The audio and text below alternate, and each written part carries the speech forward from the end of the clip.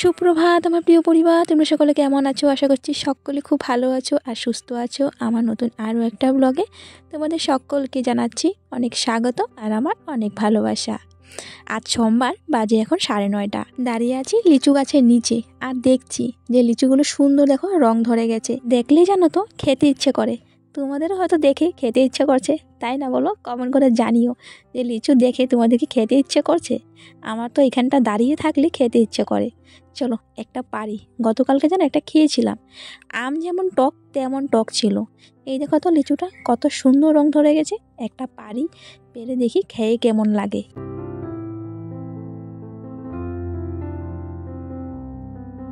লিচুটা এখন দিন দিন ছোট হয়ে গেছে, দেখো তো মিষ্টি এখনও তেমন হয়নি।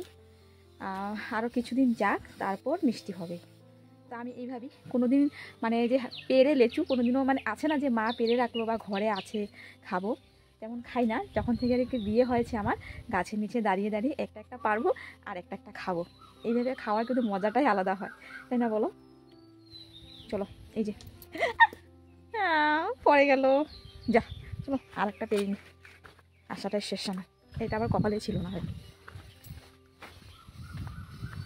কোনটা পারবো কোনটা পারবো কোনটা পারবো? আরে আর একটা পেরে নিলাম।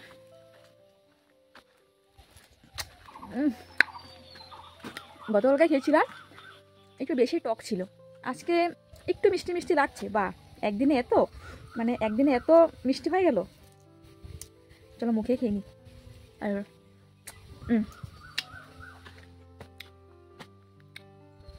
মোটামুটি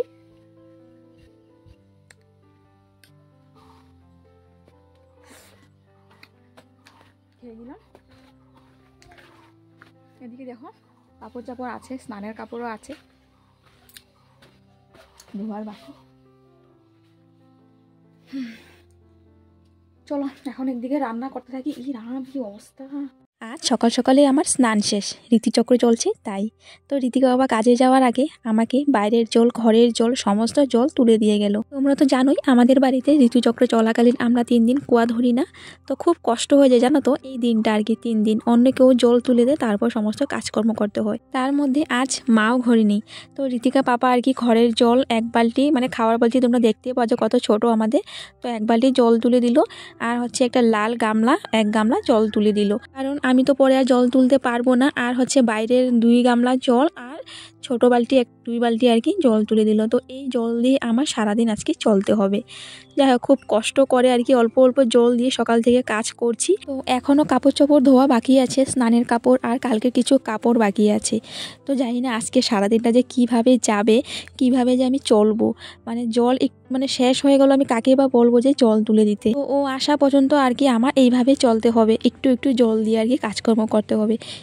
এই যে লাল গামলাটা দেখতে পাচ্ছ, তো এটা 1 গামলা তুলে দিয়ে গেল। তো এই জলটা দিয়ে আমি ভাত বসাবো আর হচ্ছে সবজি ধোয়া, চাল ধোয়া আর কি এইসব করবো রান্নাঘরের জন্য।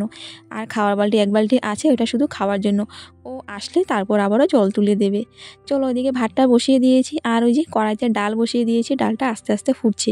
আমি ডাল বসিয়ে গেছিলাম বাইরে, একটু ওই যে লিচু গাছের নিচে গেছিলাম, আর এসে দেখি ডাল উতলে একদম পরে অবস্থা নেই। ও তোমাদের তো বলাই হলো না, দেখো আমি এই নতুন জুতোটা নিয়েছি বৃষ্টির জন্য। খুব ভালো জানো তো, বৃষ্টির দিনে এই জুতো পরে আর কি বিন্দাস হাঁটা যায়, কোনো রকম পায়ে কাদা লাগে না। আর কি জুতোতে আর কি মাটি লাগে না।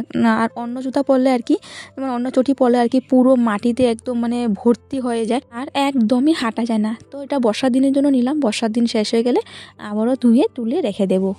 দেখি যে এখন সার্ফ নেই, তো এখন সার্ফ আনবো না। তো ভাবছি যে 1 টুকরা সাবান আছে। এই যে দেখো সাবানটা একদম নরম হয়ে গলে দেখো লেগে গেছে। তো সাবানটা একটু গরম জল দিয়ে গরম জলে দিয়ে দেবো। সাবানটা নরম হয়ে যাবে, তো ধুয়ে নেব। বেশি একটা কাপড় নেই আমার, স্নান করা কাপড়, দিতে পারবো একটা টি-শার্ট আর হচ্ছে একটা প্যান্ট, হয়ে যাবে। তো ভাতের সঙ্গে একটু জল বেশি দিয়ে দিলাম, আর একটু গরম হয়ে গেলে তারপর কাপড়টা ভেজাবো। আজকের দিনটা দেখো খুব সুন্দর দিন, ভালোই কিন্তু রোদও দিয়েছে। আর সকালে স্নান করে নিয়েছি। এখন যা পরিমাণ গরম লাগছে, মানে কি বলবো, একটা উষ্পিস আর কি বিভৎস গরম লাগছে। আর এই যে কুর্তিটা পরেছি না, অনেক গরম লাগছে। মনে হচ্ছে যে এখন এই কুর্তিটা চেঞ্জ করে নেব পরে। তো এখন এই যে বসলাম এখানে, গরম জলটা হয়ে গেলে আর কি কাপড়টা ভেজাবো, তাই আর কি এখানটা বসে আছি।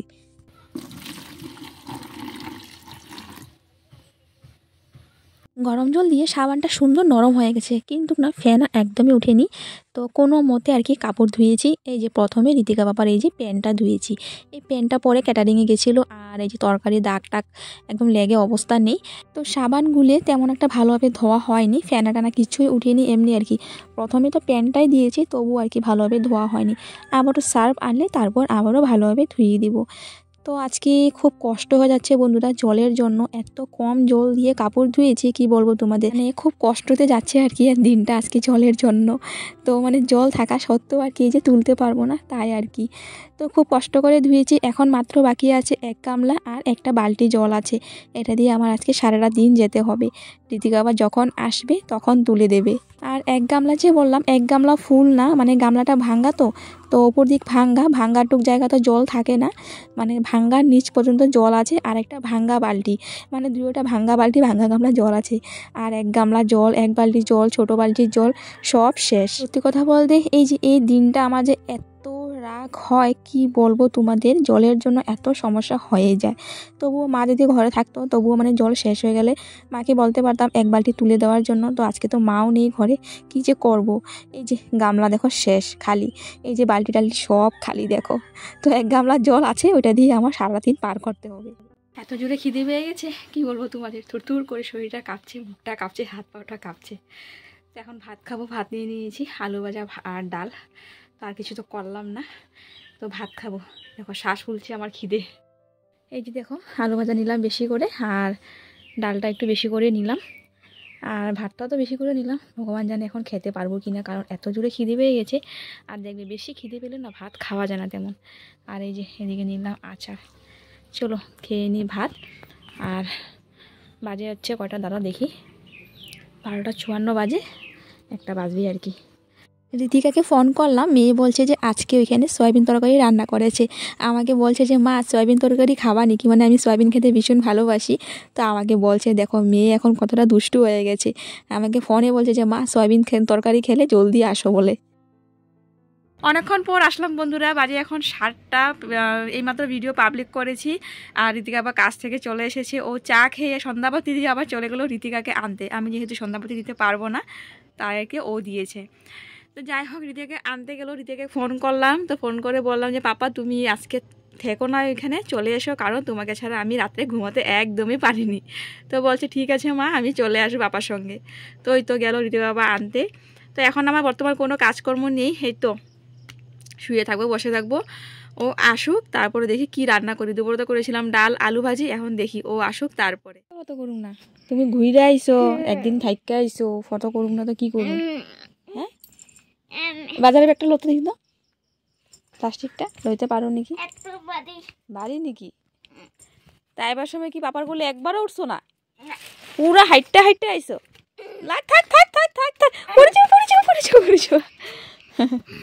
চলো এই যে ঋতিকা চলে আসলো, ওর বাবা নিয়ে আসলো এখন। আর এই যে আসার সময় কিছু বাজার করে আনলো। বাজে এখন 8টা, যাবো এখন রান্নাঘরে, দেখি কি রান্না করি।